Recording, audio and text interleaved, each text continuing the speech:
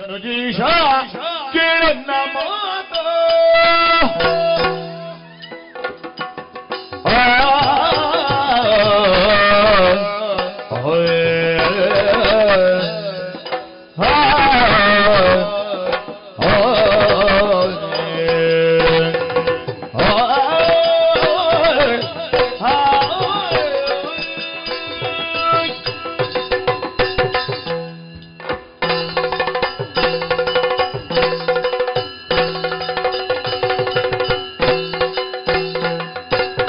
ಧನುಜೀಶ ಕೇಳನ್ನ ಮಾತ ಯಾತಗಿರಿದು ಪದಗೊಳಗಾಗಿ ವ್ಯರ್ಥ ಯಾತಗಿರಿದು ಪದಗೊಳಗಾಗಿ ವ್ಯರ್ಥ ಮನಸ್ಸಿನ ಶರಕ್ಕೆ ಸಿಲುಕುತ್ತ ಮನಸ್ಸಿನ ಶರಕ್ಕೆ ಸಿಲುಕುತ್ತ ಪರವನಿತೆಯೇ ಬಯಕೆಯ ನಾತಿ ದೈತ್ಯ ಧನುಜೀಶ ಯಾತಗಿಳಿದು ಹಮಗುಳಗಾಗಿ ವ್ಯರ್ಥ ಮಾತ ಧನುಜೇಶ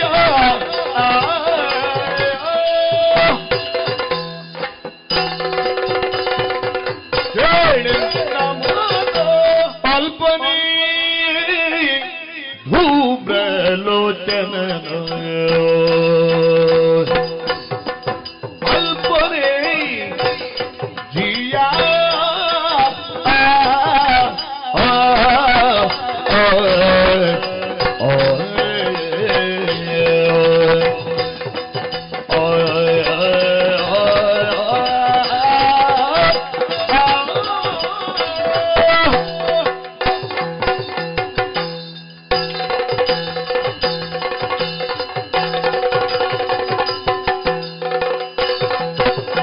ಅಲ್ಪನೇ ಧೂಮ್ರಲೋಚನನು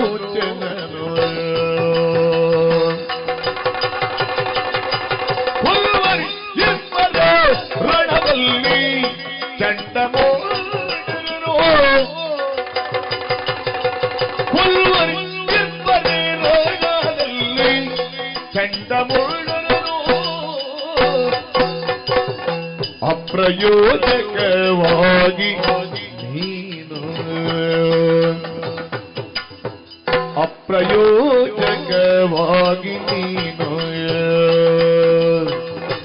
ಕಾಲಗೊತ್ತಿದು ಯಾತಗಿ ಧನುಜಾತ್ಮಜವನು ಕಾಲಗೊಪ್ಪಿದು ಯಾತಗಿ ಧನುಜಾತ್ಮಜವನು ಧನುಜೇಶ ಕೇಳಿನ ಮಾತ ಮಾಡಿದನು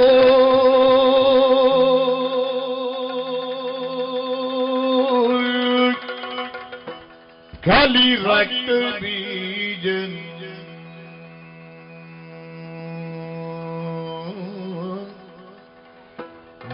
ನೋಡಿದನು ಖಾಲಿ ರಕ್ತ ಬೀಜನ್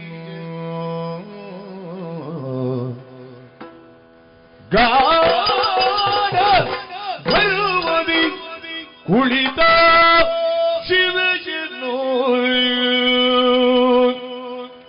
ಗಾಢ ಗರ್ವದಿ ಕುಳಿತ ಶಿವೆಯನು ನೋಡಿದನು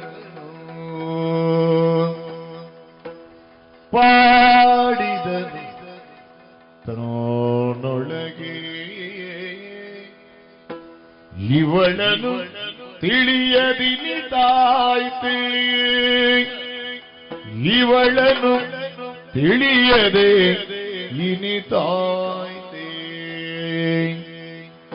ಮಾಡಲಿಲ್ಲೇ ಅಗದ ಅಗದ ಶುಂಭನ ಕೂಡೆ ಭಾಷೆಯ ಒರೆದು ಬಾದಿಗೆಯೇ ಮಾಡಲಿನೇ ಅಕಟ ಅಕಟ ಶುಂಭನಗೂಡೆ ಭಾಷೆಯ ಒರೆದು ಬಾದಿಗೆಯೇ ಕೇಳು ಇವಳು ಬದ್ಧ ಕೇಳು ಇವಳು ಬದ್ಧವಾದರು ಮಾತನಾಡಿಸುವೆ ಎನ್ನುತ್ತ ನೋಡಿದೆನೋ ನೋಡಿದೆನೋ ನೋಡಿದೆನು ಪಾಡಿದನು ಕಲಿ ರಕ್ತ ಬೀಜ ಜಯ ಜಯ ಜಯ ಜಯ ಜಗದಂಬಾ ಜಯ ಜಯ या देवी सर्वभूतेषु मातृरूपेण संस्थिता नमस्तस्यै नमस्तस्यै नमस्तस्यै नमो नमः नमो नमः नमो नमः जय जय जय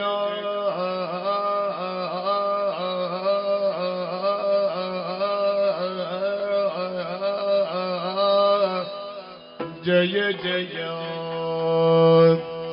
जगदम्बा जय जय जय जय जय जय जय जय जय जय जय जय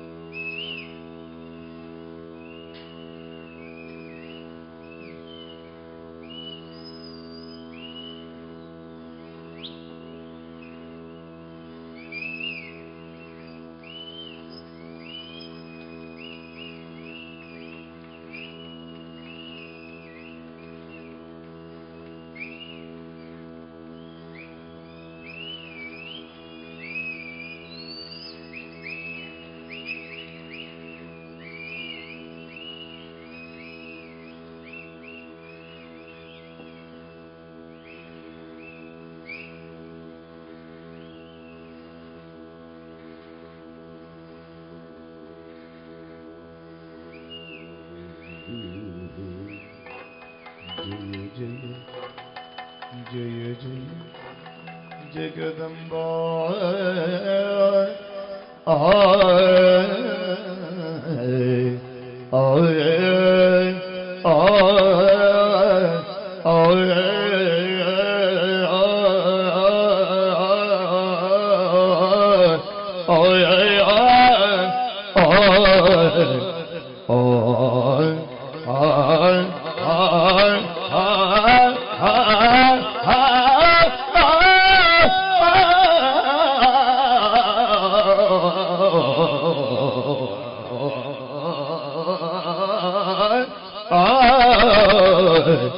जय जय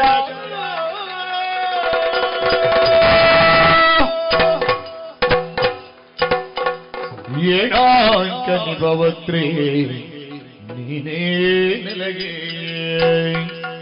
ಅಮ್ಮ ನೀನೇ ನೆಲಗೆ ಶುಂಭದಾನವ ಬಯಸಿದರೆ ಶುಂಭದಾನವ ಬಯಸಿದರೆ ಸಾನುರಾಜ ಸಾನುರಾಜದಿ ವರಿಸದೆ ಶೌರ್ಯದೋದಲೆ ಸಾನುರಾಜದಿ ವರಿಸದೆ ಶೌರ್ಯದೋದಲೆ ಚೂಡಿಯ ಬಯಸಿದರೆ ಅಮ್ಮ ಏನಾಗ್ಯ ನಿಭವಕ್ಕೆ ನೀನೇ ನೆಲಗೆ ಅಮ್ಮ ನೀನೇ ನೆಲಗೆ ಜಯ ಜಯ ಜಯ ಜಯ ಜಗದಂಬಾ ಜಗದಂಬಾ या देवी सर्वभूतेषु शक्तिरूपेण संस्थिता नमस्तस्यै नमस्तस्यै नमस्तस्यै नमो नमः नमस्तस्यै नमस्तस्यै नमस्तस्यै नमो नमः नमस्तस्यै नमस्तस्यै नमस्तस्यै नमो नमः नमो नमः जय जय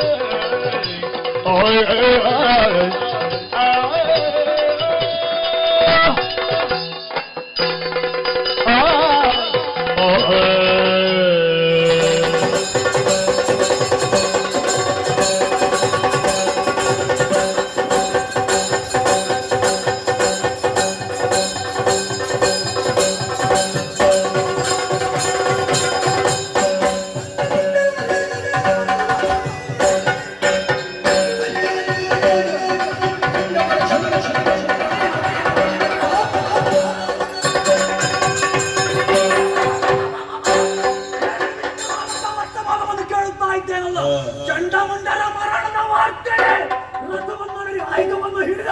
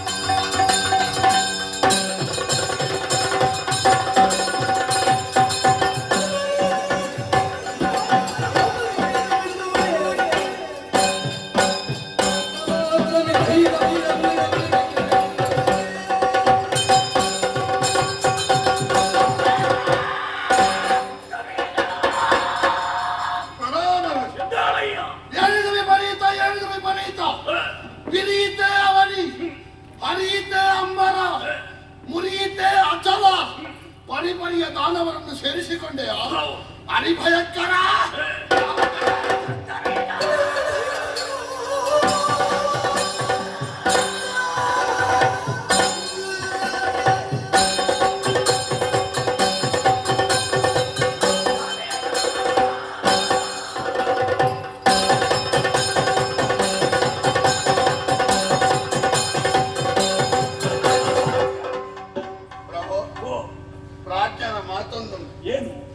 ಪೂರ್ವ ಸಿದ್ಧತೆ ಇಲ್ಲದ ಹೊರಟ ಬುದ್ಧಿವಂತನಿಗಿಂತ ಪೂರ್ವ ಸಿದ್ಧತೆಯಿಂದ ಹೊರಟ ಮೂರ್ಖ ಹೆಚ್ಚು ಅಪಾಯಕಾರಿ ಎನ್ನುವುದಾಗಿ.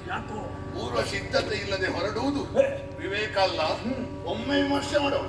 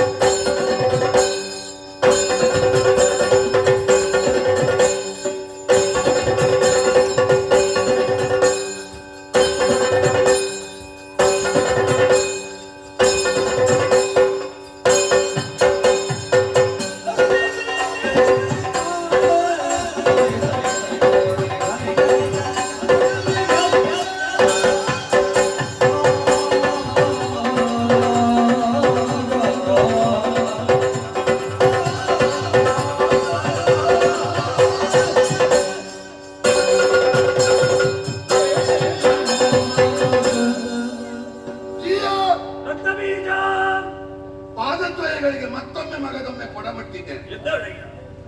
ವಾರ್ಕರೆಯುತ್ತಾ ಹೊರಟಿದ್ದು ದಾನವ ಸೇನಾ ಶರದಿ ನಿನ್ನನ್ನು ಬೆಂಬಲಿಸಿ ನಿಂತಿದೆ. ಹೌದು. ಯಾರಾದರೂ ಕೂಡ ಸುಟ್ಟು ಹೋಗುವಂತ ಕ್ರೋಧದ ಕೆಂಡಗಳನ್ನು ಕಣ್ಣಿನಿಂದ ಉಗುಳುತ್ತಾ ಇದ್ದಿ. ಜಿಯಾ, ಓ, ಈ ಪ್ರಪಂಚದಲ್ಲಿ ಕ್ರೋಧಗೊಂಡು ಮಾತ್ ಸಾಧನೆ ಮಾಡಿದವರು ಯಾರೂ ಇಲ್ಲ. ಓ, ಯಾಕಿಲ್ಲ? ಯಾಕೆ? ಉದ್ವೇಗವಶನಾಗಿ ಯಾವ ಉದ್ಯೋಗವನ್ನು ಕೈಗೊಂಡರೂ ಅದು ಸತ್ಪರಿಣಾಮವನ್ನು ಕೊಡುವುದಿಲ್ಲ. ಪ್ರಭೋ, ತುಂಬ ಕುದಿಯುವ ನೀರಿನಲ್ಲಿ ಒಮ್ಮೆ ನಾವು ಮುಖ ನೋಡಿದೆವು ಎಂದಾದ್ರೆ ನಮಗೆ ನಮ್ಮ ಪ್ರತಿಬಿಂಬ ಕಾಣ್ತದ? ಗೋಚರಿಸುವುದಿಲ್ಲ. ತಣ್ಣೀರಿನಲ್ಲಿ ನೋಡಿದ್ರೆ ಕಾಣುವುದಿಲ್ವೋ? ಕಾಣ್ತದೆ. ಜಿಯಾ, ಓ, ಕುದಿದ ಮನಸ್ಸಿಗೆ ನಿಜವಾದ ದರ್ಶನ ಆಗುವುದಿಲ್ಲ. ಎಲ್ಲಿ ಸಾತ್ವಿಕವಾದ ತಣ್ಣಗಿನ ಮನಸ್ಸುಂಟೋ ಓ, ಅಲ್ಲಿ ಮಾತ್ರ ಅಂತರಂಗದ ದರ್ಶನ ಆಗುವುದು. ಜಿಯಾ, ನಾವು ಲೋಕವನ್ನು ಅರಿಯುವ ವಿಷಯ ಬದಿಗಿಡುವ, ಮೊದಲು ನಾವೇನು ಅಂತ ನಮ್ಮನ್ನು ತಿಳಿದುಕೊಳ್ಳಬೇಡುವ. ಹೌದು. ಪ್ರಪಂಚದಲ್ಲಿ 100ರಲ್ಲಿ 99 ಸಮಸ್ಯೆ ಇರುವುದು. ಅವ ಏನು ಅವ ಎಷ್ಟು ಅಂತ ಅವನಿಗೆ ಗೊತ್ತಿಲ್ಲ. ಹಾಗಾಗಿ ಪ್ರಪಂಚದಲ್ಲಿ ಇಷ್ಟು ಸಮಸ್ಯೆ ಬಂದ. ನೀನೇನು ನೀನೆಷ್ಟು ಇದರ ಬಗ್ಗೆ ಸರಿಯಾದ ಪ್ರಜ್ಞೆ ಇದ್ರೆ ಯಾವುದನ್ನು ಪರಿಗ್ರಹಿಸಬೇಕಾದವ, ಯಾವುದನ್ನು ತಿರಸ್ಕರಿಸಬೇಕಾದವ, ಈ ವಿವೇಕ ನಿನ್ನಲ್ಲಿ ಜಾಗೃತವಾಗಿದ್ದಾನೆ ಪ್ರಭು.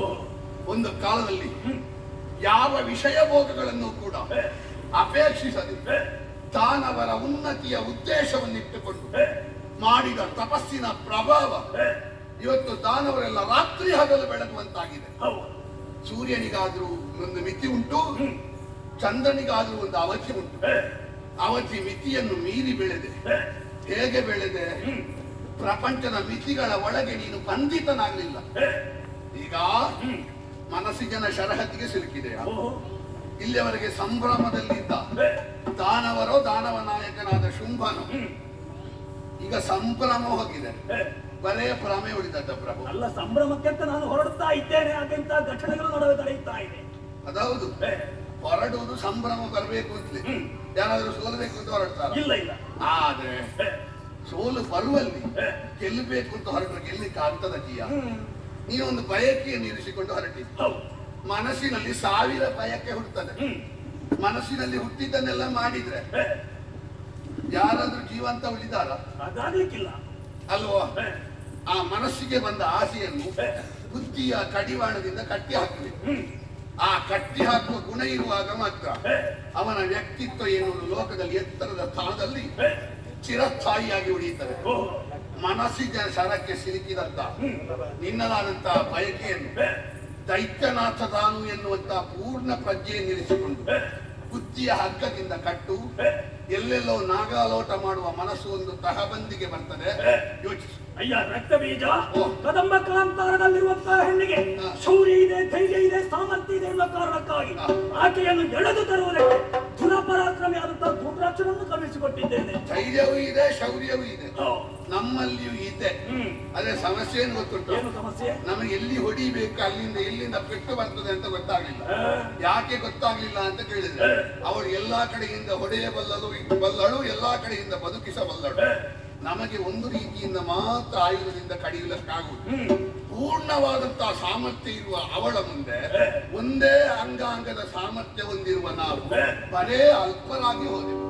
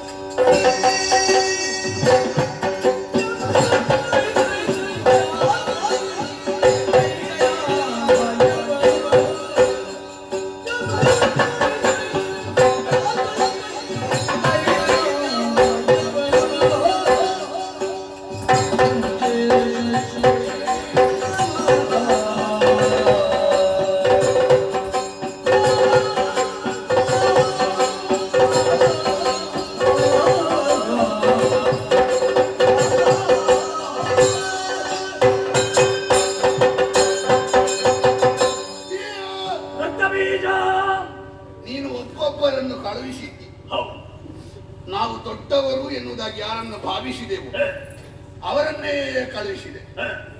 ನದಿ ಈಜಲಿಕ್ಕೆ, ನದಿಯನ್ನು ದಾಟಲಿಕ್ಕೆ ದೋಣಿ ಸಾಕಾಗ್ತದೆ ಪ್ರಭು, ಸಮುದ್ರದಲ್ಲಿ ಸಾಕಾಗ್ತದೋ? ಸಮುದ್ರದ ಮುಂದೆ ದೋಣಿ ಏನಿದ್ದರೂ ಸಣ್ಣದಿದೆ. ದೊಡ್ಡದಾದಂತಹ ಸಮುದ್ರವನ್ನು ಈಜುವುದಕ್ಕೆ ಹರಿಗೋಲನ್ನು ಬಳಸಿದ ರೀತಿಯಲ್ಲಿ ನಮ್ಮವರನ್ನು ಬಳಸಿಕೊಂಡೆ. ಮೊದಲಿಗೆ ಅರ್ಥ ಆಗಲಿಲ್ಲ, ಬಿಡು. ಸುಗ್ರೀವನನ್ನು ಕಳುಹಿಸಿಕೊಡುವಾಗ ನಿನಗೆ ವಿಷಯವೇ ಗೊತ್ತಿರಲಿಲ್ಲ. ಕಳುಹಿಸಿಕೊಟ್ಟೆ, ಅವ ಸತ್ತ, ಮತ್ತೆ ಬದುಕಿದ. ಆಗಲಾದ್ರೂ ಗೊತ್ತಾಗ್ಬಿಡುವ. ನೀನು ಸುಮ್ಮನೆ ಇರಲಿಲ್ಲ. ಧಿಕ್ಕರಿಸಿದಳೆ ನೀತಿಗಳ. ಒಬ್ಬೆ ಹೊಡೆದೆ ಧೂಮ್ರಲೋಚನನ್ನು ಕಳುಹಿಸಿದ. ಅಲ್ಪನೆ, ಪ್ರಶ್ನೆ ಅಲ್ಲ, ನಾನು ಅಲ್ಪನೆ ಅಂದ್ರೆ ನಿಶ್ಚಯ. ಯಾಕೆ? ನಮ್ಮವರ ಮುಂದೆ ಅಲ್ಪ ಅಲ್ಲ, ನಮ್ಮವರ ಮುಂದೆ ದೊಡ್ಡವ ಅಲ್ಲ. ಅಲ್ಪನೆ ಅಂದ್ರೆ ಎರಡು ಅರ್ಥ ಉಂಟು ಇದರಲ್ಲಿ. ಒಂದು ಸುಮ್ಮನೆ ಅಂತ, ಅಲ್ಪನೇ ದೊಡ್ಡವನೇ ಅಲ್ವೇ ಅಂತ ಅಲ್ಲ. ಪ್ರಶ್ನೆ ಅಲ್ಲ, ಪ್ರಶ್ನೆ ಆದ್ರಲ್ವ ಅಲ್ಪನೆ ಅಂದ್ರೆ ಇದು ಬರುವುದು, ಸಮಸ್ಯೆ ಬರುವುದು. ನಮಗೆ ನಿಶ್ಚಯ ಆಗಿ ಹೋಗಿ ನಮ್ಮಲ್ಲಿ ಪ್ರಫಲನೆ ಯಾರು? ಧೂಮ್ರಾಕ್ಷ. ಅದು ಹಾಗೆ. ಹಲಸಿನ ಹಣ್ಣೆ ಇಲ್ಲದ ಊರಿನಲ್ಲಿ ದೀವಿ ಹಲಸೆ ದೊಡ್ಡ ಇರಬಹುದು. ದೀವಿ ಹಲಸೆ ದೊಡ್ಡದು ಅಂತ ಭಾವಿಸಿರ್ತಾನೆ. ಹಲಸಿನ ಹಣ್ಣು ಬರುವಾಗ ಗೊತ್ತಾಗ್ತದೆ. ನಾವು ಇಲ್ಲಿವರೆಗೆ ಹಲಸಿನ ಹಣ್ಣು ಅಂತ ಭಾವಿಸಿದ್ದು ದೀವಿ ಹಲಸು. ನಿಜವಾದ ಹಲಸಿನ ಹಣ್ಣು ಬೇರೆ ಉಂಟು. ಇಲ್ಲಿವರೆಗೆ ನಾವು ಧೂಮ್ರಾಕ್ಷನೆಯ ಪ್ರಬಲ ಅಂತ ಭಾವಿಸಿದ್ದು. ಒಂದು ಕೂದಲಿಗೆ ಇರ್ಲಿಕ್ಕೆ ಆಗಲಿಲ್ಲ ಪ್ರಭು. ಕುಳಿತಲ್ಲಿಂದ ಹುಂಕಾರ. ಧೂಮ್ರಲೋಚನ ಪೂಜೆಯಾಗಿ ಬಿದ್ದಿದ್ದ. ಚಂಡಮುಂಡರನ್ನು ಕಳುಹಿಸಿದೆ. ಎಷ್ಟು ಗಟ್ಟಿಗರು ಅಂತ ಕೇಳಿದ್ರೆ ನಾನು ಹೇಳುವುದಕ್ಕಿಂತ ಒಂದು ವಾರ ನೀನು ಹೇಳಬಲ್ಲ. ಮತ್ತೆ ನಿನ್ನೊಂದಿಗೆ ಕಾದಾಟ ಮಾಡಿದವ ಉಳಿದ್ರೋ ಮೈ ಕೊಡಗಿದವ. ಚಂಡಿಕೆಯ ರೂಪ ಬಂತು. ಚಂಡಮುಂಡರು ಬಲಿಯಾಗಿ ಹೋದ. ಇಷ್ಟೆಲ್ಲ ಆದ್ಮೇಲೆ ನೀನು ಹೊರಡ್ತೀಯ ಅಂದ್ರೆ ಅರ್ಥ ಆಯ್ತದ್ದು. ಇದು ಒಟ್ಟು ಕೆಲಸ ಮಾಡುವ, ನಾವು ಬೆವರು ಸುರಿಸುವ. ಯಾವುದಕ್ಕೆ ಅಂತ ಗೊತ್ತಿಲ್ಲ ಅಂತ ಹೊರಟ್ರೆ ಆಗ್ತದ ಅಂದ್ರೆ ಅಪ್ರಯೋಜಕವಾಗಿ ಸುಮ್ಮನೆ ಬೆವರು ಸುರಿಸುವುದಲ್ಲ, ಏನಾದ್ರೂ ಪರಿಣಾಮ ಆಗ್ಬೇಕು. ಆ ಪರಿಣಾಮವನ್ನು ಈ ಪ್ರಕರಣದಲ್ಲಿ ನಾವು ಕಾಣುವುದಕ್ಕೆ ಸಾಧ್ಯ ಇಲ್ಲ. ಫಲಿತಾಂಶ ಇಲ್ಲದ ಪರೀಕ್ಷೆಗೆ ಬೇಕಾಗಿತ್ತು. ಇಷ್ಟು ಓದುವುದಕ್ಕೆ ಹೋಗಬೇಡ ನೀನು, ಫಲಿತಾಂಶವೇ ಬರುವುದಿಲ್ಲ. ಸುಮ್ಮನೆ ಯಾಕೆ ನಿದ್ರೆಯನ್ನು ಸಮಯವನ್ನು ಹಾಳು ಮಾಡಿಕೊಳ್ತೀವಿ? ದೈತ್ಯಾನ್ವಯವನ್ನು ಯಮನಾಲಯಕ್ಕೆ ಕಳುಹಿಸುವಂತ ತುಂಬ ಯೋಚನೆ ಬಿಟ್ಟು ಬಿಡು. ಅಯ್ಯ ರಕ್ತ ಬೀಜ, ಕದಂಬ ಕಾಂತಾರದಲ್ಲಿರುವಂತಹ ಹೆಣ್ಣು ಒಬ್ಬಳು ಸುಂದರಿಯಾದಂತಹ ತರುಣಿ. ಆದ ಕಾರಣ ಆಕೆಯನ್ನು ನಾನು ಬಯಸಿದ್ದೇನೆ. ಇದರಲ್ಲಿ ತಪ್ಪೇನಿದೆ? ಸುಂದರಿಯಾದ ತರುಣಿ ಅಂತ ತರುಣಿ ವಿಷಯ ಬದಿಗೆ, ಹೆಣ್ಣು ಮಕ್ಕಳ ಸೌಂದರ್ಯವನ್ನು ನೀನು ನಂಬುತ್ತೀಯ? ಮತ್ತೆ ನಂಬದೆ. ಕೆಲವು ಹೆಣ್ಣು ಮಕ್ಕಳೆಲ್ಲ ಹಚ್ಚಿಕೊಳ್ಳುವ ಅಲಂಕಾರ ನೋಡಿದ್ರೆ ಮನುಷ್ಯರಿಗೆ ದಾನವರಿಗೆ ಬಿಡು, ಅವರ ಪರಿಚಯ ಹಣೆ ಬರದ ಬ್ರಹ್ಮನಿಗೆ ಪರಿಚಯ ಸಿಗಲಿಲ್ಲ. ಅಂತ ಕೆಲವೊಂದು ಅಲಂಕಾರ ಸೌಂದರ್ಯ ವರ್ಧಕಗಳನ್ನು ಹಚ್ಚಿಕೊಂಡು ಬರುವ ತರುಣಿಯರಿರುವಾಗ ನೀನು ನೋಡದೆ ಚಂಡಮುಂಡರ ಮಾತನ್ನು ಕೇಳಿ ಸುಂದರಿಯಾದ ತರುಣಿ ಅಂತ ಭಾವಿಸಿದೆ. ಆಕೆ ಇರುವುದು ನಮ್ಮ ಕದಂಬ ಕಾಂತಾರದಲ್ಲಿ. ಅಲ್ಲಿ ಎಲ್ಲಿಂದ ಒಂದು ಸೌಂದರ್ಯವಂತಹ ಈ ವರ್ತಕದಲ್ಲಿ ಎಲ್ಲಿ ಸಿಗ್ತದೆ ಅವರಿಗೆ? ಅವಳ ರೂಪವತಿಯೇ ಹೌದಾ? ಅವಳು ಬರುವಾಗಲೇ ಬಣ್ಣ ಹಾಕಿಕೊಂಡೇ ಬಂದದ್ದು ಇರಬಹುದೇ? ಆ ಮೇಲಿನ ಬಣ್ಣವನ್ನು ನೀ ನೋಡಿ ಮಾರು ಹೋಗಿದ್ದಿ. ಬಣ್ಣ ತೆಗೆದ್ರೆ ಇಂಥದ್ದು ಗೊತ್ತುಂಟು, ಅದು ತರುಣಿ ಅಲ್ಲ. ಮತ್ತೆ ಯಾರವಳು?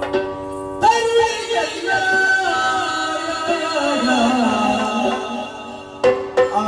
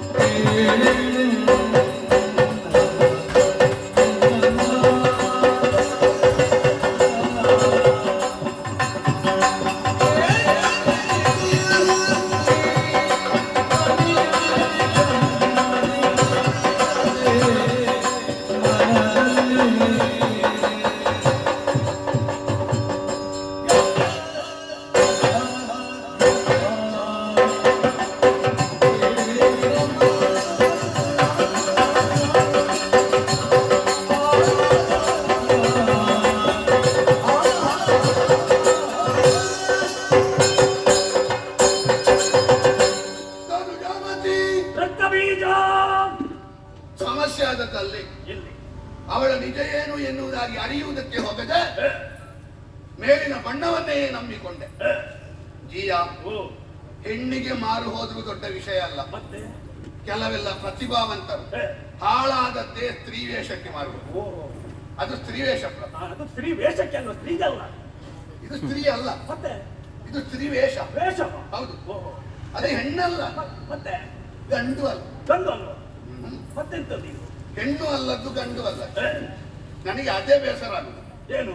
ನಿನ್ನಂತವ ಹೆಣ್ಣು ಅಲ್ಲದ್ದು ಗಂಡು ಅಲ್ಲದನ್ನು ಬಯಸುವುದು. ಅಂದ್ರೆ ಅದು ಎನ್ನುವುದಾಗಿ ಕರೆಯಬಹುದಾದ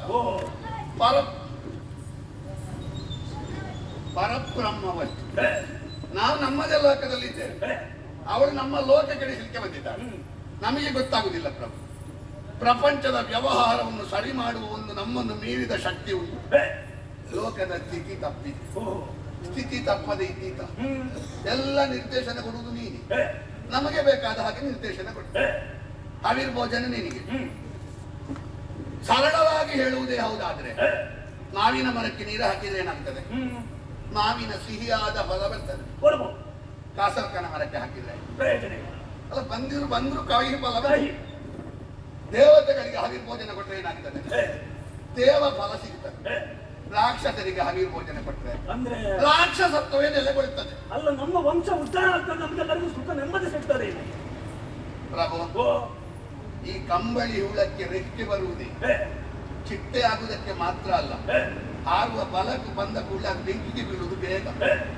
ನಾವು ಉದ್ಧಾರ ಆಗಿದ್ದೇವೆ, ನಮಗೆ ಬಲ ಬರ್ತದೆ ಅಂತ ನೀನು ಯೋಚಿಸಿ.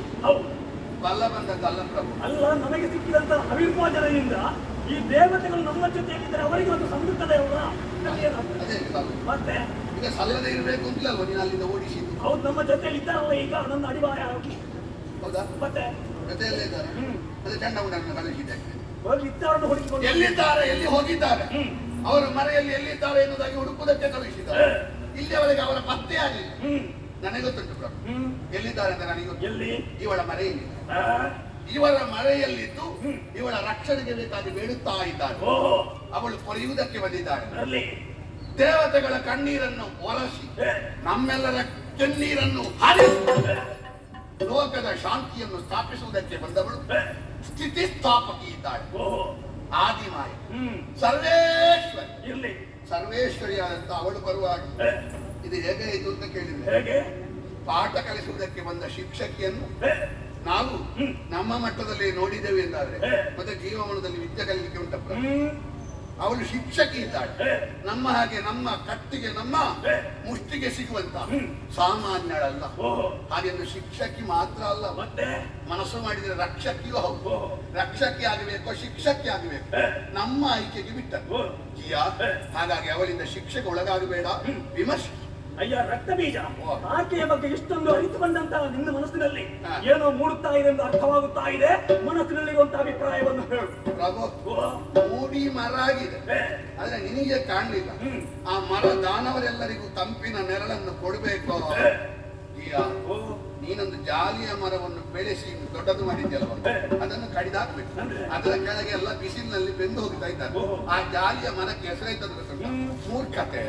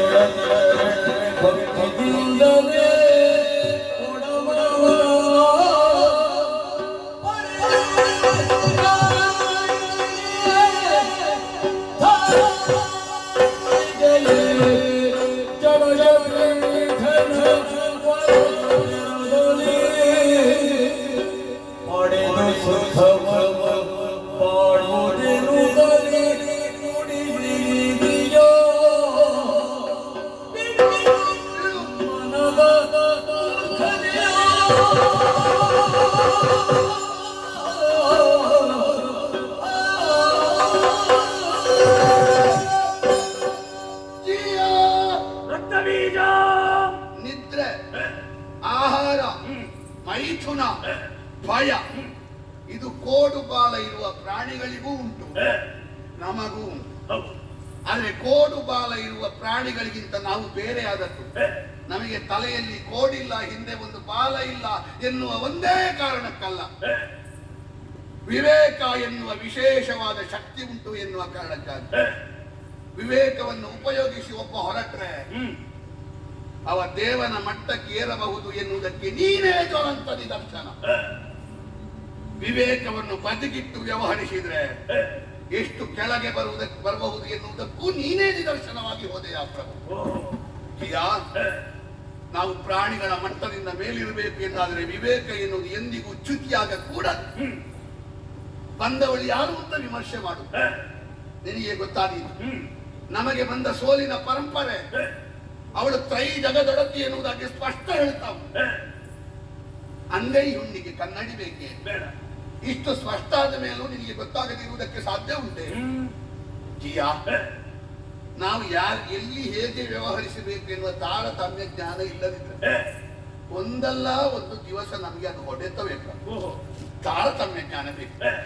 ಮಗಳು ಬೇರೆ, ತಂಗಿ ಬೇರೆ, ಸೊಸೆ ಬೇರೆ, ತಾಯಿ ಬೇರೆ, ಅತ್ತೆ ಬೇರೆ, ಹೆಂಡತಿ ಬೇರೆ, ಎಲ್ಲ ಹೆಣ್ಣೆ.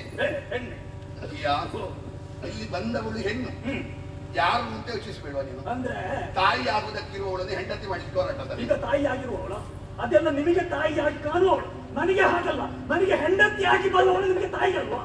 ನನಗೆ ಬೇಡ. ಮತ್ತೆ ನೀನು ಓಲಗ ಮುಗಿಸಿದ ಮೇಲೆ ನಿನ್ನ ಅಮ್ಮನಲ್ಲಿ ಕೇಳು. ಅವಳು ಹೇಳುವುದು ಹಾಗೆ, ಯಾದೇವಿ ಸರ್ವಭೂತೇಶ, ಎಲ್ಲರಿಗೂ ತಾಯಿಯೇ ಅವಳು, ಎಲ್ಲ ಸರ್ವಭೂತಗಳಲ್ಲಿ ಇರುವವಳು. ಅವಳ ತಾಯಿ, ಅವಳನ್ನು ತಾಯಿ ಅಂತ ಹೇಳುವುದು. ನಿನ್ನ ತಾಯಿ ಹೇಳ್ತಾಳೋ ಇಲ್ವೋ ಗೊತ್ತಿಲ್ಲ. ಸರಿ, ನಿನ್ನ ತಂದೆ ನಿಶ್ಚಯವಾಗಿ ಹೇಳ್ತಾಳೆ. ಕಶ್ಯಪ ಬ್ರಹ್ಮರು ತಾಯಿ ಅಂತ ಹೇಳದೇ ಇದ್ರೆ ಅವರ ಕಶ್ಯಪ ಬ್ರಹ್ಮರ. ನಿನ್ನ ತಂದೆದು ತಾಯಿ ಪ್ರಭು. ನೀನು ಹೆಂಡತಿ ಮಾಡ್ಲಿಕ್ಕೆ ಬರುತ್ತೆ. ಅಜ್ಜಿಯನ್ನು ಹೋಗಿ ಹೋಗಿ ಹೆಂಡತಿ ಮಾಡಿಕೊಳ್ಳು. ಯೋಚಿಸು. ಹಾಗಾಗಿ ವಿಮರ್ಶಿಸು. ಸಿಕ್ಕಿದ್ರೆ ಏನ್ ಹಿಡಿಬಹುದು? ಅಜ್ಜಿಯ ಕಾಲು ಹಿಡಿ. ಈಗ ಬಂದವಳು ಅಜ್ಜಿಯ? ಅಜ್ಜಿ ಅಲ್ಲದು, ಹೆಣ್ಣದು, ಸುಂದರಿಯಾದ ಅಜ್ಜಿ ಅಂತ ನಿಮಗೆ ಕಂಡದ್ದು ಮಾತ್ರ ಅದು. ನಾನು ಆಗ ಮತ್ತೆ ಅಷ್ಟು ಹೇಳಿದ್ದೇನೆ. ನಾವು ಯಾವ ದೃಷ್ಟಿಯಲ್ಲಿ ಆಕೆಯನ್ನು ನಾವು ನೋಡ್ತೇವೋ ಆ ದೃಷ್ಟಿಯಲ್ಲಿ ನಾವು ಕಂಡುಕೊಳ್ತೇವೆ. ನಾನು ಹೆಣ್ಣು ಹೆಂಡತಿ ಎನ್ನುವ ದೃಷ್ಟಿಯಿಂದ ನಾನು ನೋಡಿದ್ದೇನೆ, ಹಾಗೆ ನನಗೆ ಕಾಣ್ತಾ ಇದ್ದಾಳೆ ಅವಳು. ಎಂತದ್ದು? ಈಗ ಒಂದು ತಂಬಿಗೆ ವಿಷಯ ಇಟ್ಕೊಳ್ಳು. ಇದು ಅಮೃತ ಅಮೃತ ಅಂತ ಪೂರ್ಣ ಕುಡಿಯುವುದು ಇಲ್ಲ. ಅದು ಅಮೃತ ಆಗ್ತದೆ, ವಿಷ ಆಗ್ತದೆ. ಅದಾಗುವುದಿಲ್ಲ. ಮತ್ತೆ ಯಾವ ದೃಷ್ಟಿಯಿಂದ ನಾವು ನೋಡ್ತೇವೆ ಹಾಗೆ ಆಗ್ತದೆ ಅಂತ ಹೇಳ್ತೀವಿ. ಅಜ್ಜಿಯನ್ನು ತರುಣಿ ಅಂತ ನೋಡಿದ್ರೆ ಅಜ್ಜಿ ತರುಣಿ ಆಗ್ತದೆ. ಹೇಗಾಗ್ತದೆ? ನಮ್ಮ ಭಾವ ಮಾತ್ರ ಅಲ್ಲ, ಅಲ್ಲಿ ವಸ್ತು ಮುಖ್ಯ ಅಲ್ವಾ ಜಿಯಾ? ಹಾಗಾಗಿ ಬಂದವಳು ನೀನು ತರುಣಿ ಎನ್ನುವುದಾಗಿ ಭಾವಿಸಿಯೇ ಕೆಟ್ಟದ್ದು. ಅವಳು ತ್ರೈ ಜಗದೊಡತಿ, ಲೋಕನಾಯಕಿ, ಆದಿಮಾಯ ಇರ್ಲಿ. ಅವಳ ಕಾಲು ಹಿಡಿದ್ರೆ ನಮ್ಮಲ್ಲಿ ಇಡೀ ಒಂದು ವೇಳೆ ಅದಕ್ಕಿಂತ ಮೇಲೆ ಹಿಡಿಲಿಕ್ಕೆ ಹೋದ್ರೆ ನಮ್ಮದು ಮುಕ್ಕಾಲು ಹೋಗ್ತದೆ. ಯೋಚಿಸು, ವಿಮರ್ಶಿಸು. ಇಲ್ಲಿಯವರೆಗೆ ನೀನು ಯಾವುದನ್ನೇ ಮಾಡಿದ್ರು ಚಿಕ್ಕಾಸಿನ ಪ್ರಯೋಜನ ಇಲ್ಲದೆ ಮಾಡಿದ್ಯಾ? ಪ್ರಯೋಜನ ಇಲ್ಲದೆ ಮಾಡ್ಬೇಕು. ಅವಳಿಂದ ಪ್ರಯೋಜನ ಬರ್ತದೆ. ಕಾರುಣ್ಯದ ಧನ ಸಿಗ್ತದೆ. ಕಾರುಣ್ಯದ ಧನ ಸಿಗಬೇಕಾದ್ರೆ ಈ ನಿನ್ನ ಅಟ್ಟಹಾಸವನ್ನು, ನಿನ್ನ ಆರ್ಭಟವನ್ನು ಬದಿಗಿಟ್ಟು ಸೌಮ್ಯ ಭಾವದಿಂದ, ಆತ್ಮ ಸಮರ್ಪಣಾ ಬುದ್ಧಿಯಿಂದ ಕದಂಬ ವನದವರೆಗೆ ಹೋಗಿ ಸರ್ವಾಪರಾಧ ಆಯಿತು ತಾಯಿ ಎನ್ನುವುದಾಗಿ ಅವಳ ಪಾದಕ್ಕೆ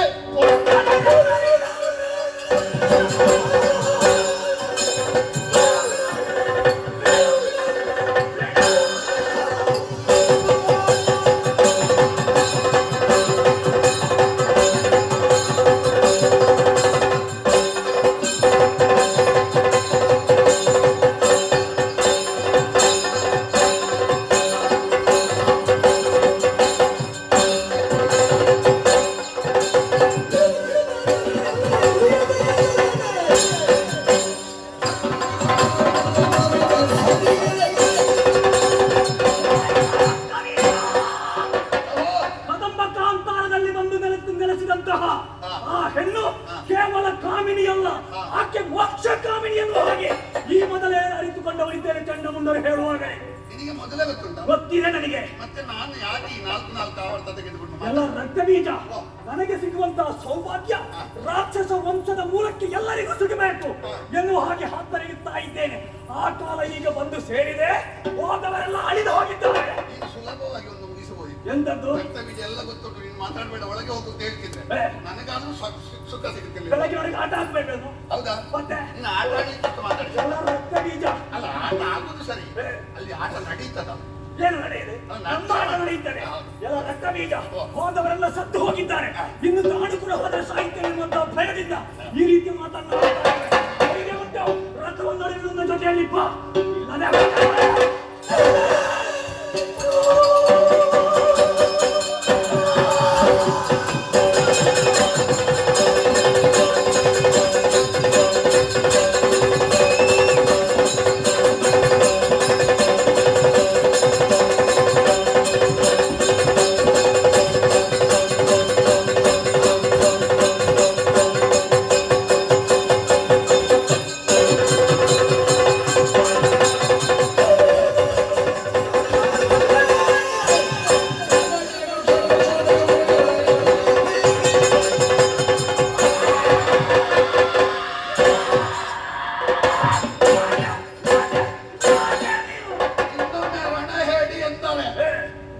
ಒಳಗಿರುವ ತಾಯಿ ಹಣೆ ನಿನ್ನ ತಾಯಿ ಆದಿತ್ತು, ನನ್ನ ತಾಯಿ ಆದಿತ್ತು. ಇರ್ಲಿ, ಪಾದದ ಹಣೆ ರಣ ಹೇಳಿ ಎಂಬ ಭಯಗೊಂಡದ ಮತ್ತೆ ಒಂದು ಮಾತು ಹೇಳ. ಏನು? ಚಂಡ ಮುಂಡ ತುಂಬ ಹೋಗುವಾಗ ಸೋಲ್ತೇವೆ ಅಂತ ಹೋದದ್ದು ಗೆಲ್ತೇವೆ ಅಂತ ಹೋದ. ರಕ್ತ ಬೀಜನ ವ್ಯತ್ಯಾಸ ಅಂತ ಅದು ಗೊತ್ತುಂಟು. ನಾನು ಸಾಯ್ತೇನೆ ಅಂತ ಗೊತ್ತಿದ್ರು ಹೋಗುವಷ್ಟು ದೊಡ್ಡ ನಿರ್ಭಯತೆ ನನಗೆ ಉಂಟು.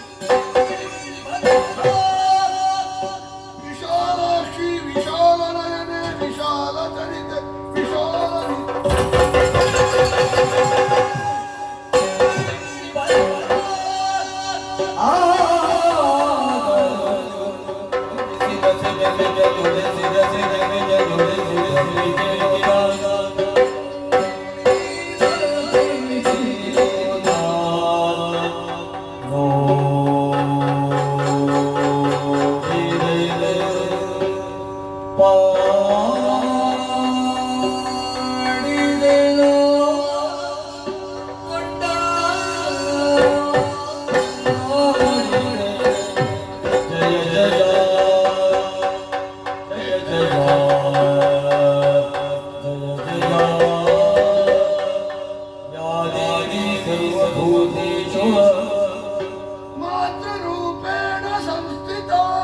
ನಮಸ್ತಸ್ತೆ ನಮಸ್ತಸ್ತೆ ನಮಸ್ತಸ್ತೆ ನಮೋ ನಮಃ ಯಾ ದೇವಿ ಸರ್ವಭೂತೇಷು ವಿದ್ಯಾರೂಪೇಣ ಸಂಸ್ಥಿತ ನಮಸ್ತಸ್ತೆ ನಮಸ್ತಸ್ತೆ ನಮಸ್ತಸ್ತೆ ನಮೋ ನಮಃ ನಮೋ ನಮಃ ಜಯ ಜಯ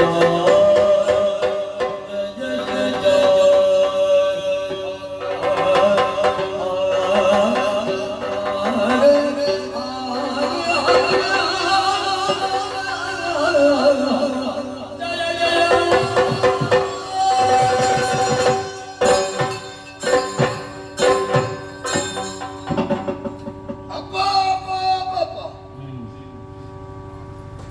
ಕದಂಬವನವನ್ನು ನಮ್ಮವರನ್ನು ಸೇರಿಸಿಕೊಂಡು ಹೊರಟೆ. ಕೋಟ್ ಅಲ್ಲಿ ಬೊಬ್ಬೆ ಹಾಕಿದ್ದು ಬಂತು, ಇಲ್ಲಿ ಬೊಬ್ಬೆ ಹಾಕಿದ್ರೆ ಹೆಚ್ಚ. ಅಲ್ಲಿ ನಮ್ಮದು ರಕ್ತ ಸರ್ ಎಷ್ಟು ಬೇಕಾದ್ರೂ ಬೊಬ್ಬೆ ಹಾಕು. ಇಲ್ಲಿ ಶಾಂತಿಯ ತಾಣ, ಎಲ್ಲಾ ಕಡೆಯಲ್ಲಿ ಪ್ರಶಾಂತತೆ ಆವರಿಸಿದೆ. ನೋಡಿದಿರಾ ಜಾತಿ ವೈರವನ್ನು ಎಷ್ಟು ಚಂದದಲ್ಲಿ ಮಾಲಗಿದ್ದು. ಹುಲ್ಲೆ ಮರಿ ಹುಲಿಯ ತೊಡೆಯ ಮೇಲೆ ಹಾವು ಮುಂಗುಸಿಗಳಿಗೆ ವೈರವೇ ಇಲ್ಲ. ಈ ವೈರ ಇಲ್ಲದ ವಾತಾವರಣವನ್ನು ನೋಡುತ್ತಾ ನೋಡುತ್ತಾ ಮುಂದುವರಿದು ಮೂಲವನ್ನು ಹುಡುಕಿದೆ ಎಂದಾದರೆ ಆಹಾ ಆಹಾ ಆಹಾ.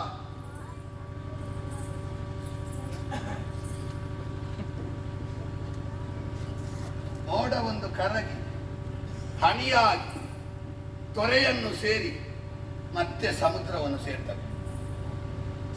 ನಾವೆಲ್ಲ ಅಲ್ಲಿಂದ ಬಿದ್ದ ಬಿಂದುಗಳು, ಸೇರಬೇಕಾದ ಸಿಂಧು ಇದು. ಒಂದು ರೀತಿಯಲ್ಲಿ ಜೀವನ ಎನ್ನುವುದಕ್ಕೆ ಅರ್ಥವೇ ಅದು. ಜೀವ ಎನ್ನುವಂತಹ ಬಿಂದು ಬದುಕೆನ್ನುವ ನದಿಯಲ್ಲಿ ಹರಿದು ಹೋಗಿ ಪರಬ್ರಹ್ಮ ಎನ್ನುವ ಸಾಗರವನ್ನು ಸೇರುವುದೇ ನಿಜವಾದ ಜೀವನ. ಯಾರನ್ನು ಕಣ್ಣಿಂದ ಕಾಣುವುದಕ್ಕಾಗುವುದಿಲ್ಲ, ಯಾರ ಸ್ಪರ್ಶವನ್ನು ಚರ್ಮದಿಂದ ಅನುಭವಿಸುವುದಕ್ಕಾಗುವುದಿಲ್ಲ, ಯಾರ ಗಂಧ ಮೂಗಿನ ಆಘ್ರಾಣಕ್ಕೆ ಸಿಗುವುದಿಲ್ವೋ ಅಂಥವಳನ್ನು ಕಂಡೆ. ಆಹಾ ಆಹಾ, ಏನು ವಿಶಿಷ್ಟತೆ, ಏನು ವಿಶಿಷ್ಟತೆ. ಗಾಢ ಗರ್ವದಿಂದ ಕುಳಿತ ಶಿವೆ. ಈ ಪ್ರಪಂಚದಲ್ಲಿ ಮಂಗಳದಾಯಕಿಯು ಗಾಢ ಗರ್ವದಿಂದ ಕುಳಿತಿದ್ದಾಳೆ ಎಂದಾದರೆ ನಮ್ಮದಾದ ಅಟ್ಟಹಾಸ ಅನಾಹುತಗಳು ಎಷ್ಟು ಮಿತಿ ಮೀರಿದೆ ಅಂತ ಗೊತ್ತಾಗಿದೆ ನಮಗೆ. ಹಾಗಾಗಿ ಅವಳಿಗೆ ಆದರೂ ಗರ್ವದ ಗಾಢದಲ್ಲಿ ಶಿವೆ ಇದ್ದಾಳೆ. ಇವಳನ್ನು ತಿಳಿಯದಿರಿ ತಾಯಿತೆ ಅಲ್ಲ, ತಿಳಿಯದವರು ಮಕ್ಕಳು ತಿಳಿಯದಿದ್ರೆ ದೊಡ್ಡ ವಿಷಯ ಅಲ್ಲ. ಬೇಸರ ಇರ್ತದೆ ಗೊತ್ತುಂಟ. ಮಕ್ಕಳು ತಿಳಿಯುವುದಿಲ್ಲ, ಬದಿಯಲ್ಲಿದ್ದ ದೊಡ್ಡವರು ಹೇಳುವುದಿಲ್ಲ ಅಲ್ಲ, ಅದು ದುರಂತ. ಮಕ್ಕಳೊಟ್ಟಿಗೆ ಚಂಡ ಮುಂಡ ಧೂಮ್ರಾಕ್ಷರು ತಪ್ಪಲಿ, ಅವರು ತಪ್ಪುವುದಕ್ಕೆ ಇರುವವರು. ಆದರೆ ಅದನ್ನು ನಂಬಿಕೊಂಡು ಶುಂಭ ಹೊರಟನಲ್ಲ, ಇದು ನಮ್ಮ ದುರಂತ. ಅತ್ಯುನ್ನತಿ ಪತನ ಹೇತ. ಹೆಚ್ಚು ಬೆಳೀಬಾರ್ದು ನಾವು. ಹೆಚ್ಚು ಬೆಳೆದ್ರೆ ಸಿಡಿಲಿನ ಹೆದರಿಕೆ. ಯಾಕೆ ಬೇಗ ಸಿಡಿಲು ಬಡಿಯುವುದು ಮೇಲೆ ಇದ್ದದ್ದಕ್ಕೆ, ಕೆಳಗೆ ಇದ್ದದ್ದಕ್ಕೆ ಬೇಗ ಬಡಿಯುವುದಿಲ್ಲ. ಬಿರುಗಾಳಿ ಬಂದ್ರೆ ಬೀಳುವುದು ದೊಡ್ಡ ಮರ, ಹುಲ್ಲು ಬೀಳುವುದಿಲ್ಲ. ನಾವು ಬೆಳೆದದ್ದು ಹೆಚ್ಚಾಯಿತು. ಪ್ರಕೃತಿ ವಿಕೋಪಕ್ಕೆ ತಾಗಿ ಆ ಸಿಡಿತಕ್ಕೆ ನಮ್ಮ ಮೈಯನ್ನು ಒಡ್ಡುವಂತ ಸಕಲ ಕೃತ್ಯಗಳನ್ನು ಮಾಡಿದ್ದೇವೆ. ಆದ್ರೆ ಏನು ಮಾಡಲಿ, ನಮ್ಮೊಳಗೇ ಹೇಳಿಕೊಳ್ಬೇಕಷ್ಟೇ. ಅಲ್ಲಿ ಹೇಳಿದ್ರೆ ನಮಗೆ ಪ್ರಶಸ್ತಿ ಕೊಡ್ತಾನೆ ಅವರ ಹಣ ಹೇಳಿ. ಮತ್ತೆ ಗಂಟಲ ಭಾಷೆ ಆರಿಸಿಕೊಂಡು ಮಾತಾಡಿ ಪ್ರಯೋಜನ ಉಂಟ? ಹಾಗಾಗಿ ಇಲ್ಲಿ ಬಂದು ನಮ್ಮಷ್ಟಕ್ಕೆ ನಮ್ಮ ಆತ್ಮಹತ್ಯೆಯನ್ನು ಹೊರಗೆ ಹಾಕಿ ಮತ್ತೆಂಥದ್ದು, ನಮ್ಮಂತವರ ಮಿತಿಯೇ ಅಷ್ಟು. ನಮಗೆ 1000 ಅತೃಪ್ತಿ ಇರ್ತದೆ, ಹೇಳುವವರ ಭಾಗದಲ್ಲಿ ಹೇಳಲಿಕ್ಕಿಲ್ಲ, ಹಿಂದಿನಿಂದ ಹೇಳುದು ನಾವು. ಅದು ಸರಿ ಇಲ್ಲ, ಇದು ಸರಿ ಇಲ್ಲ. ಯಾರು ವ್ಯವಸ್ಥೆ ಸರಿ ಮಾಡಬೇಕು ಅವರು ಬರುವಾಗ 16 ಹಲ್ಲು ಬಿಟ್ಟುಕೊಂಡು ಎದುರು ಹೋಗುದು, ಸಮಸ್ಯೆ ಹೇಳಲಿಕ್ಕೆ. ನಮಗೆ ಉಪಾಯ ಇಲ್ಲ, ಅನ್ನ ಕೊಟ್ಟವ, ಅನ್ನದ ಋಣ ಉಂಟು ಶುಂಭನದ್ದು. ಶುಂಭನ ಕೂಡೆ ಭಾಷೆಯನ್ನು ರೆದು ಬಂದಿವೆ. ಏನು ಮಾಡ್ಲಿ? ಕೇಳಿ, ಇವಳಿಂದ ಕೇಳಿ. ಆದ್ರೆ ಯಾರ ಕೈಯಿಂದ ಯಾವುದು ಬರ್ತದೆ ಎನ್ನುವುದರಿಂದ ಒಳ್ಳೇದ ಕೆಟ್ಟದ ಅಂತ ಇರುವುದು. ಯಾರಾದ್ರೂ ವಿಸರ್ಜನೆ ಮಾಡಿದ್ದನ್ನು ಪವಿತ್ರ ಅಂತ ಹೇಳ್ತಾರ? ಆದ್ರೆ ಕಾಗೆ ವಿಸರ್ಜನೆ ಮಾಡಿದ ಅದರಲ್ಲಿ ಅಶ್ವತ್ಥದ ಮರ ಹುಟ್ಟುತ್ತದೆ. ಯಾರಾದ್ರೂ ವಮನ ಮಾಡಿದ್ದನ್ನು ಪವಿತ್ರ ಅಂತ ಹೇಳ್ತಾರ? ಜೇನುನೊಣ ವಮನ ಮಾಡಿದ್ದು ಪಂಚಾಮೃತಕ್ಕೆ ಆಗ್ತದೆ. ಯಾರಾದ್ರೂ ಎಂಜಲನ್ನು ಶ್ರೇಷ್ಠ ಅಂತ ಹೇಳ್ತಾರ? ಕರುವಿನ ಎಂಜಲು ಮುಟ್ಟಿದ ದನದ ಕೆಚ್ಚಲಿನ ಹಾಲು ಪಂಚಗವ್ಯಕ್ಕೆ ಆಗ್ತದೆ. ಯಾರಾದ್ರೂ ಬಚ್ಚಲು ನೀರನ್ನು ಪವಿತ್ರ ಅಂತ ಹೇಳ್ತಾರ? ಶಿವನ ತಲೆಯಿಂದ ಹರಿದ ಬಚ್ಚಲು ನೀರು ಗಂಗೆ ಪವಿತ್ರ ತೀರ್ಥ ಆಗ್ತದೆ. ಯಾರಾದ್ರೂ ಹೆಣದ ಬಟ್ಟೆಯನ್ನು ಒಳ್ಳೆ ಕಾರ್ಯಕ್ಕೆ ಉಪಯೋಗಿಸ್ತಾರ? ರೇಷ್ಮೆ ಹುಳದ ಹೆಣದ ಬಟ್ಟೆ ಪೂಜೆಗೂ ಆಗ್ತದೆ. ಈಗ ಇವಳಿಂದ ಬಂದದ್ದು ಈಶ್ವರನ ತಲೆಯಿಂದ ಬಂದ ಬಚ್ಚಲ ನೀರಿನ ಹಾಗೆ, ಜೇನುನೊಣದ ಬಾಯಿಯಿಂದ ಬಂದ ವಮನದ ಹಾಗೆ ಬಂದ್ರೆ ಕೇಳಾಗ್ತದೆ. ಒಳ್ಳೆದಾಗಲಿಕ್ಕೆ ಸಾಧ್ಯ ಇಲ್ವಾ? ಸಾಧ್ಯ ಆಗಬೇಕು ಎಂದಾದ್ರೆ ನಾವು ನೋಡುವುದಲ್ಲ, ಅವಳು ನಮ್ಮನ್ನು ಅನುಗ್ರಹದಿಂದ ನೋಡಬೇಕು. ನೋಡಬೇಕಾದ್ರೆ ಏನಾದರೂ ಮಾಡಬೇಡುವ?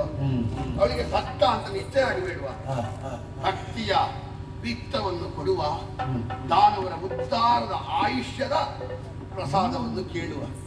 ಪ್ರಸಾದ ಸಿಗ್ತದೋ ಇಲ್ವೋ ಗೊತ್ತಿಲ್ಲ, ಕೆಲವೊಮ್ಮೆ ಆಗಿರ್ತದೆ. ದೊಡ್ಡ ಸಾಂಕ್ರಾಮಿಕ ರೋಗ ಬಂದ್ರೆ ದೇವಸ್ಥಾನದಲ್ಲಿ ಪ್ರಸಾದ ಸಿಗುತ್ತದೆ. ಸಾಂಕ್ರಾಮಿಕ ರೋಗ ನಿವಾರಣೆ ಆಗಿದ್ದು ಹಾಗೆ ಉಂಟು. ನಮ್ಮದು ಪರೀಕ್ಷೆ, ಫಲಿತಾಂಶ ಒಳಗೆ.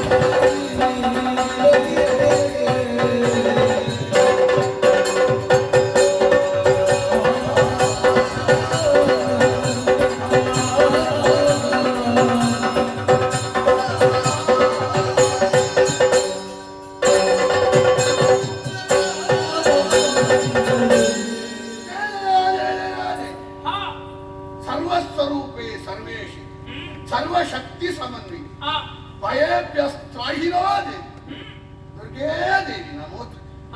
ಜಯ ಜಯ ಜಯ ಜಯ ಜಯ.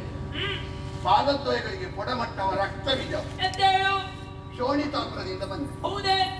ಶುಂಭ ದೊರೆ ನನ್ನೊಡೆಯ, ನಾನವನಿಗೆ ಅಳಿಯನು ಹೌದು ಅಮಾತ್ಯನು ಹೌದು. ಅಮ್ಮ, ನೀನು ಕದಂಬವನದಲ್ಲಿ ನೆಲೆನಿಂತಿದ್ದು. ಅಮ್ಮ, ಇಲ್ಲಿ ಏನೋ ತಂಪುಂಟು. ಶೋಣಿತಾಪುರದಲ್ಲಿ ಬಿಸಿಯಲ್ಲಿ ನಿಲ್ಲಿಕ್ಕೆ ಆಗುದಿಲ್ಲ. ತಾಪ ಅಧಿಕವಾಗಿದೆ ಅಲ್ಲ? ನನಗೆ ಆಶ್ಚರ್ಯ ಆಗುವುದು ಅದೇ. ಯಾವುದು? ನಾನು ಈಗಷ್ಟೇ ದಾನವ ಕುಲದ ಉದ್ಧಾರದ ಹೊಣೆಯನ್ನು ಹೊತ್ತುಕೊಂಡು ಬಂದದ್ದು. ಹೌದು. ಅವ ಒಂದು ಹೊಣೆಯನ್ನು ಯಾವಾಗ ಕಟ್ಟಿಕೊಂಡಿದ್ದಾನೆ, ಯಾರು? ಹೇಗೆ ಕಟ್ಟಿಕೊಳ್ತಾನೆ ಇಷ್ಟು ಹೊತ್ತು? ಆ ಶುಂಭ. ಶುಂಭ. ಹೌದೌದು, ಹೊಣೆಯನ್ನು ಕಟ್ಟಿಕೊಂಡೇ ಓಡಾಡ್ತಾ ಇದ್ದಾನೆ. ಆದ್ರೆ ಈಗ ಅದು ಒಂದೊಂದನ್ನೇ ಬಿಚ್ಚಿ ತೆಗೆಯುವುದಕ್ಕೆ ಹೊರಟಿದ್ದೀನಿ. ಅಮ್ಮ, ಬಿಚ್ಚು ತೆಗೆಯುವಾಗ ಕಟ್ಟಿಕೊಂಡದ್ದು ಮಾತ್ರ ಬಿಚ್ಚುವುದಲ್ಲ, ನೀನು ಒಳಗಿರುವ ಅಂಗಾಂಗಗಳನ್ನೇ ಒಂದೊಂದು ತೆಗೆಲಿಕ್ಕೆ ಹೊರಟಿದ್ದೆ. ಧೂಮ್ರಾಕ್ಷ ಒಂದು ಅಂಗಲ್ವಿ, ಚಂಡಮುಂಡರ ಅಂಗಾಂಗಗಳಲ್ವಿ, ಎಲ್ಲ ತೆಗೆದ ಮೇಲೆ ಅಸ್ಥಿ ಪಂಜರ ಉಳಿದಿತ್ತು. ಅಮ್ಮ, ನೀನು ಎಲ್ಲಿಯಾದ್ರೂ ಅಸ್ಥಿ ಪಂಜರ ಇದ್ರೆ ಅದಕ್ಕೆ ಜೀವ ಕೊಡಬೇಕಾದಲ್ಲ ನೀನು. ನಮ್ಮ ಆತ್ಮ ಜೀವ ಕೊಡ್ಬೇಕಾ? ಮತ್ತೆ ಜೀವ ಇದ್ದದನ್ನು ಅಸ್ಥಿ ಪಂಜರ ಮಾಡುವುದು ಏನು ಮಾಡ್ತೀಯ? ಅಮ್ಮ, ಕೈ ಮುಗಿಯುವವರನ್ನು ಉತ್ತರಿಸುವುದು ದೊಡ್ಡ ವಿಷಯ ಅಲ್ಲ. ಶುಂಭನು ಉತ್ತರಿಸಲಿಲ್ವಾ? ಕೈ ಮುಗಿಯದೇ ಇರುವವನ್ನು ಕೈ ಮುಗಿಯುವ ಹಾಗೆ ಮಾಡ್ಬೇಕು. ಆ, ಅಮ್ಮ ಏನು ದೊಡ್ಡ ಮನಸ್ಸು ಮಾಡ್ಬೇಕು. ಹ್ಮ್ ಇಲ್ಲಿ ನೋಡು, ಏನದು ಚಿನ್ನದ ಪಲ್ಲಕ್ಕಿ ಹೌದು ಶೋಣಿತಾಪುರಕ್ಕೆ ಹೊರಟದ್ದು. ಆ ಹೊರಡಬೇಕಾದ್ರೆ ನೀನು ಬರ್ಬೇಕು. ಹ್ಮ್ ಯಾವಾಗಲೂ ನಮ್ಮನ್ನು ವಾಹನ ಕಾಯುವುದಲ್ಲ, ವಾಹನವನ್ನು ನಾವು ಕಾಯಬೇಕು. ಹೌದು ಅದಕ್ಕೆ ಬೇಕಾಗಿ ಹ್ಮ್. ಇನ್ನು ಆದಷ್ಟು ಬೇಗ ತೊಟ್ಟಿಲಿನಿಂದ ಆ ಏರು ಅಲ್ಲಿಯವರೆಗೆ ಹೋದ ಆ ಶೋಣಿತಾಪುರದಲ್ಲಿ ದಾನವಕುಲದ ಉದ್ಧಾರದ ಉದ್ದೇಶವನ್ನು ಇರಿಸಿಕೊಂಡ ನನ್ನ ಬಯಕೆಯನ್ನು ಈಡೇರಿಸಿ ಆ ಭಕ್ತಾಭಿಷ್ಟ ಫಲಪ್ರದಾಯಕಿಯಾಗಿ ಲೋಕಮಾತೆಯಾಗಿ ನಿನ್ನ ಎಲ್ಲಾ ಪಾತ್ರಗಳನ್ನು ಸಮರ್ಥವಾಗಿ ನಿರ್ವಹಿಸಿ ನಮಗೆಲ್ಲರಿಗೂ ಉತ್ತರೋತ್ತರವನ್ನು ಕರುಣಿಸಬೇಕೆನ್ನುವುದಾಗಿ ನಿನ್ನ ಪಾದ ಮೂಲದಲ್ಲಿ ಕಳಕಳಿಯ ಪ್ರಾರ್ಥನೆಯಮ್ಮ, ಕಳಕಳಿಯ ಪ್ರಾರ್ಥನೆ. ರಕ್ತವಿಲಾಸನ ಓ ಭಕ್ತಿಯ ಮಹಾಪೂರವೇ ಹರಿಯುತ್ತಾ ಇದೆ. ಇದು ಮಹಾಪುರ ಅಂದ್ರೆ ಎಲ್ಲ ಹೇಳಿದ್ರೆ ಎಷ್ಟು ದೊಡ್ಡದಾಗಿ. ಈ ಮೊದಲಿಗಿಂತ ಭಿನ್ನನಾಗಿ ವಿವರಿಸ್ತಾ ಇದೆಯಲ್ಲ. ಅದು ನನ್ನದು ಹಾಗೆ 10ರಲ್ಲಿ 9 ಹಾಳಾದಿತ್ತು, ಆದ್ರೆ ಒಂದೇ ಹೇಳಲಿಕ್ಕಿಲ್ಲ. ಹೌದು. ಆದ್ದರಿಂದ ನಿನ್ನನ್ನು ಹುಂಬ ಎಂಬುದಾಗಿ ಕರೆಯಲೆ, ಪ್ರಾತ ಎಂಬುದಾಗಿ ಗುರುತಿಸಲೆ. ಯಾಕೆ ಗೊಂದಲವಂತು? ಕರೆಯೊಂದೇ ಸೂರ್ಯನೊಬ್ಬನೇ, ಕರೆಯಲ್ಲಿ ಶಕ್ತಿ ಎನ್ನುವುದು ಒಂದೇ. ಸಾವಿರ ಶುಂಭ ಇಷ್ಟೊಂದು ಅದಟ್ಟಿನಿಂದ ಮೆರೆಯಬೇಕು ಅಂತಾದ್ರೆ ಸಾವಿರ ತಪ್ಪಿಸಬೇಡ. ಎಷ್ಟು ಬೆವರು ಸುರಿಸಿದ್ದಕ್ಕೆ ಅಷ್ಟಾದ್ರೂ ಸಿಕ್ಕಿದ್ರೆ ನಮ್ಗೊಂದು ತೃಪ್ತಿ. ಆಸೆ ಅಪರಾಧವಲ್ಲ, ಆದರೆ ಹಸಿವು ತೃಷ್ಣೆ ನನ್ನಲ್ಲಿ ಅಧಿಕವಾಗಿದೆ. ಹೌದೇ? ಏನು ಅಡುಗೆ ವ್ಯವಸ್ಥೆ ಮಾಡ್ಬೇಕಾ? ಅದೇ ಒಂದು ಸಮಸ್ಯೆ ಉಂಟಮ್ಮ. ಯಾವುದು? ನಾವಿದ್ದಲ್ಲಿಗೆ ನಮ್ಮ ಅಡುಗೆ ಬರುದಿಲ್ಲ ಈ ಸಲ. ನಾವು ಅಲ್ಲಿಗೆ ಹೋಗಿ ತಿನ್ಬೇಕು. ಶೋಣಿತಾಪುರದಲ್ಲಿ ಅಡುಗೆ ವ್ಯವಸ್ಥೆ ಮಾಡುವ ಹೋಗು. ಪರಿಶ್ರಮದಿಂದ ಫಲರೂಪವನ್ನು ಪಡೆಯಬೇಕು. ಆದ್ರೆ ನನ್ನ ಹಸಿವು ಅದಲ್ಲ, ಮತ್ತೆ ದುಷ್ಟ ಸಂಹಾರನ ಹಸಿವು, ಶಿಷ್ಟ ಪರಿಪಾಲನ ದೃಶ್ಯ. ಹೌದಾ? ಇವೆಲ್ಲ ಅರ್ಥ ಆಗಬೇಕು ಅಂತಾದ್ರೆ ಕೇಳುಗನ ತ್ರಿಕರಣ ಶುದ್ಧವಾಗಿರ್ಬೇಕು. ತ್ರಿಕರಣ ಶುದ್ಧ ಇಲ್ಲದಿದ್ರೆ ನನಗೆ ಅನುಗ್ರಹ ಮಾಡ್ತಾನಮ್ಮ. ಅನುಗ್ರಹ ಮಾಡಲಿಲ್ವ? ಹೌದು. ಅನುಗ್ರಹ ಮಾಡುವಾಗ ತಪಸ್ಸಿಗೆ ಫಲ ಕೊಟ್ಟಿದ್ದಾನ. ಯಾಕೆ ಕೊಟ್ಟಿದ್ದಾನೆ? ಯಾಕೆ? ಶುದ್ಧ ಉಂಟು. ಆದ್ರೆ ಒಪ್ಪಬಹುದಿದ್ದೆ. ನುಡಿಗೆ ತಪ್ಪಿದವ ಎಂಬುದಾಗಿ ನಿನ್ನ ನಡೆಯಿಂದಲೇ ಸ್ಪಷ್ಟಪಡಿಸಿದೆಯಲ್ಲ. ಎಲ್ಲಿ ತಪ್ಪಿದೆ? ಬೇರೆ ತರುತ್ತೇನೆ. ಇಲ್ಲವಾದರೆ ಎಂಬುದಾಗಿ ನಿನ್ನೊಡೆಯನಿಗೆ ಧೈರ್ಯದ ವಚನವನ್ನು ಹೇಳಿ ಬಂದವನು. ಹೇಳಿ ಬಂದಿದ್ದೇನೆ. ಶೋಣಿತಾಪುರವನ್ನು ಬಿಟ್ಟೆ ಕದಂಬವನವನ್ನು ಸೇರಿದೆ. ಕದಂಬವನದಲ್ಲಿ ನನ್ನನ್ನು ನೋಡಿದ ಬಳಿಕ ನಿನ್ನದಾದಂತ ಧೈರ್ಯ ಸ್ಥೈರ್ಯ ಮಾಯವಾಯಿತೆ. ಭುಜದಲ್ಲಿರುವಂತಹ ಶಕ್ತಿ ಬುದ್ಧಿ ಹೋಯಿತೆ. ತನ್ನವರನ್ನು ಕಲಸೆ ಕಟ್ಟು ಆರಮನೆಯಲ್ಲಿ ಉಳಿದಂತ ನಿನ್ನೊಡೆ ಶುಂಭ ಅವನನ್ನು ಹೊಗಳು ನೀನು.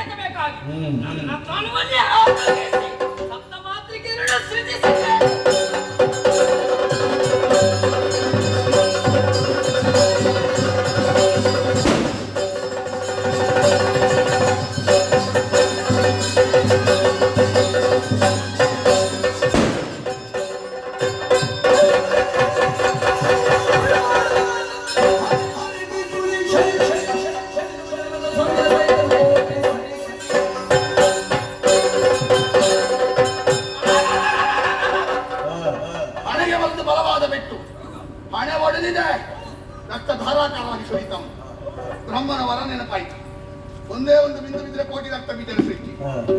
ಒಂದು ವೇಳೆ ಇವಳು ಜೀವಳಾದ್ರೆ ಏನೂ ಮಾಡ್ಲಿಕ್ಕೆ ಸಾಧ್ಯ ಇಲ್ಲ.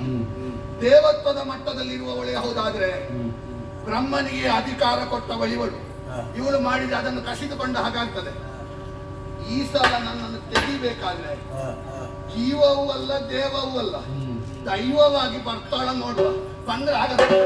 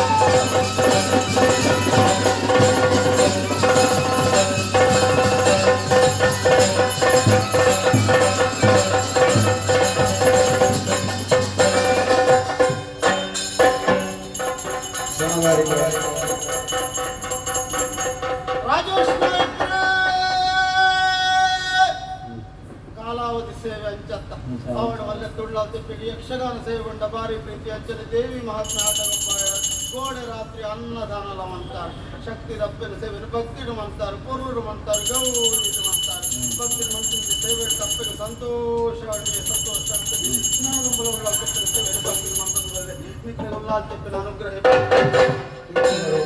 ಭಾಗವತರ ಸೇವಾ ಕರ್ತರನ್ನ ಭಾಗ್ಯ ಮನಸ್ಸ ಬಯಸಿ ಸೇರಿಗಾರೆ ಬಾರಿ ಹೊರಟೋರಿದ್ದಾರೆ ಬಾರಿ ಹೊರಟದ ಸೇವೆ ಕೊರಿಯರು ಉಳ್ಳಾಲ್ ತಿಪ್ಪಿಗೆ ನಿಖಿಲಗಳ ಉಳ್ಳಾಲ್ ಭಾಗವತರ ಸೇರಿಂಚಿ ಸಭೆ ಮಲ್ಲೆ ಧ್ವನಿರ ಮಾಯಗಾರಿ ಕಾರಣ ಬಂಗಾವು ಕಾಲಕಾರಿ ಸಮಷ್ಟಿ ನೇಡೊಂಜ ಭಯಪಡ್ತಾರೆ ಸೇರಿಂಚಿ ಮತ್ತೆ ಭಾಗವತರ ಮನೆ ಮಧ್ಯೆ ಸೇರಿನಪ್ಪ ತಾಂಡ ನಂಗೆ ತೆಕ್ಕು ನಾವು ತಿಕ್ಕೋಡ